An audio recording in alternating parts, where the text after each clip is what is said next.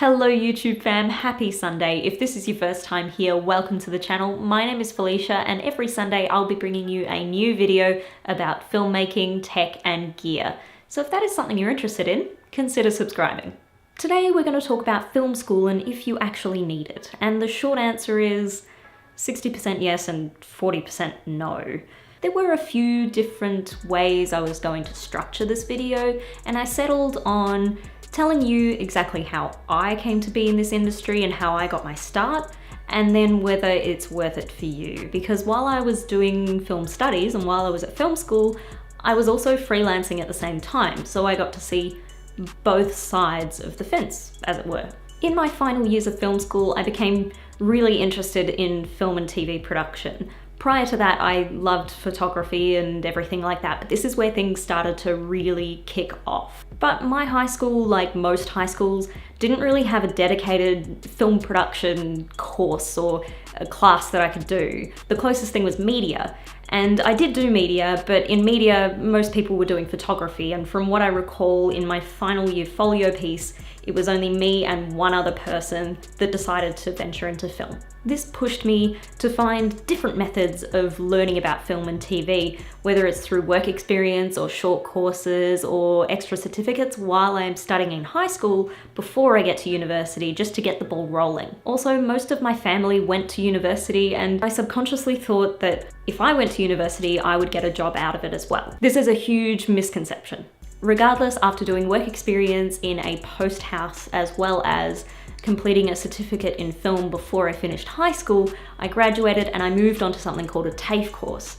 If you aren't familiar with what a TAFE course is, it's pretty much university but more hands-on. I loved TAFE. It gave me a solid groundwork of knowledge and allowed me to explore different jobs in the industry, and I got hands-on experience in all of them, which was excellent. It was super technical and I also got to learn how to work with different people. Teamwork. This sort of stuff allows you to see how different roles interact with each other in a professional working space and learn what each role is on set and how they relate to each other.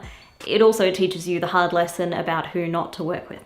Immediately after completing TAFE, I got my first bigger gig on a independent feature called Plague. I was focus pulling on that and it gave me the opportunity to really cut my teeth in a professional environment. And from there I just kept working for the year as a camera assistant. TAFE really prepared me for that and I had enough technical know-how to work my way around on set and the thirst for knowledge to keep building on that diverse knowledge base that TAFE gave me. Most of my growth happened in that year.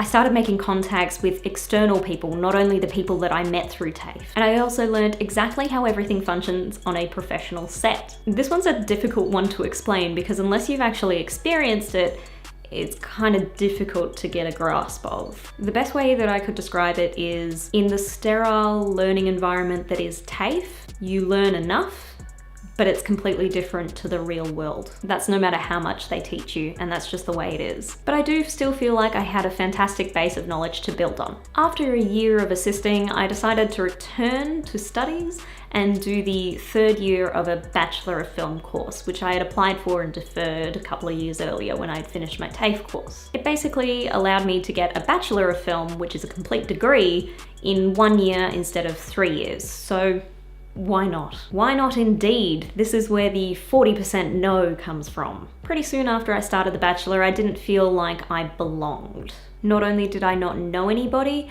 but everybody who was doing the course had already formed some sort of a clique. And effectively, I was an outsider, and this made it really difficult to find people to work with because everybody had already sort of formulated their own groups. It made it terribly difficult for me to actually get what I wanted and needed out of doing this course. I did manage to work with some great people, so it all kind of worked out in the end, but still, regardless, it was a really rough start and this kind of theme continued throughout the year. Some pros of attending the Bachelor course were actually having access to professional gear, getting to shoot on an Arri Alexa, getting to shoot on Red Epics, getting to shoot on film. We did 16mm as a part of the course and that was an incredible experience and something that you wouldn't necessarily get anywhere else. But in saying that, I could have also approached rental houses and camera houses and asked them if I could rent or stay in the studio and just play with that certain camera, that Alexa, that Red,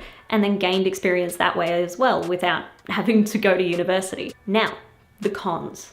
Number one, university was a money-grabbing, butt-on-seats sort of scheme. There were definitely some people who didn't want to be there, but they were, and that made the classes a lot larger than what they should have been. Number two, it was mostly a popularity contest. Some lecturers already had their favorites, and if you weren't one of them, they wouldn't have given you much of their time. They were also definitely less nurturing to you and your learning, and you'd have to go off and do your own learning. And when it comes to that, what's the point of even being there? And the fact that I was working on set, freelancing while I was studying, I ended up learning a lot more from being out on set and being hands-on in a professional environment than I did from those lecturers who supposedly had more knowledge than the people in the TAFE course, which I also learnt more from than them, if that makes any sense.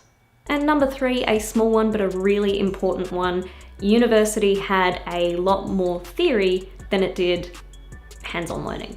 It was definitely a hard year, and much of it is just not worth it. I mean, yes, I got to shoot a film on the Arri Alexa, and that was an amazing experience, something that maybe would have been a little bit more difficult if I hadn't been at university, but still, it wasn't really worth all of the heartache. And in short, I did learn just much more from being on set than I did from being in a university course. So was it really worth it? Hands down, TAFE was 100% worth it for me. Because when I started TAFE, I didn't quite know where I wanted to be and what job I wanted to have. TAFE gave me a broad knowledge of all facets of film, and I kind of gradually realized where I wanted to be. And by the end of the course, I knew exactly where I wanted to be.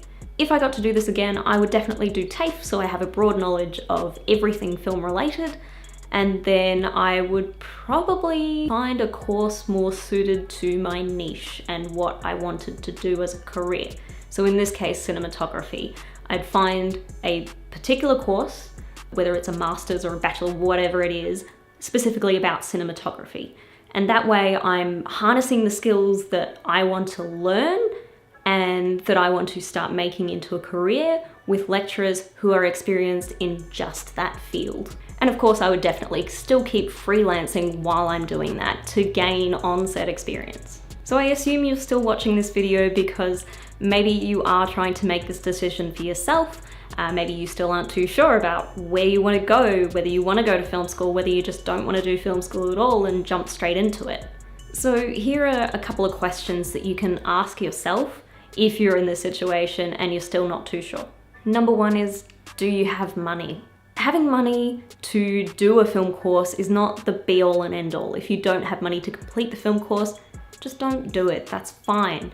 There are different ways that you can explore in order to get similar results. Let's face it, film school can be really expensive. There are heaps of sites out there like No Film School and Skillshare. This is not sponsored by either of them, but still they are options. There are blogs, there are videos on YouTube, things that can teach you filmmaking. I'm not saying that that is everything that you should learn and that's it, like you shouldn't expand on that sort of thing at all. I'm saying you can use that as a base. And then once you feel like you've gained enough confidence and maybe you've done a few short films for yourself or your friends or whatever, and you've gained that confidence, maybe you can branch out and do an apprenticeship or, you know, a camera attachment or whatever your field may be, some sort of attachment on a film, gain the contacts that way and keep moving forward. You've got the ball rolling.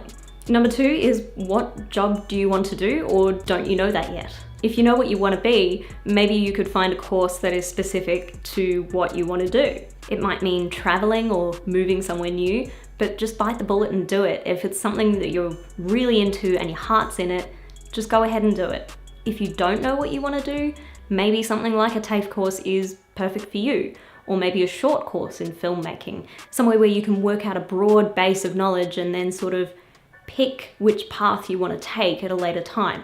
Ideally, it's kind of a combination of both of those things, like you're learning online, you're learning from YouTube, you're getting inspiration from paintings, photos, things like that. You're going out and experimenting yourself, as well as trying to find sources for learning professionally from industry professionals or lecturers or whatever it may be. But ideally, I mean, you'd be grasping from all of these aspects. And before I end this longer than usual video, I just want to put this out there.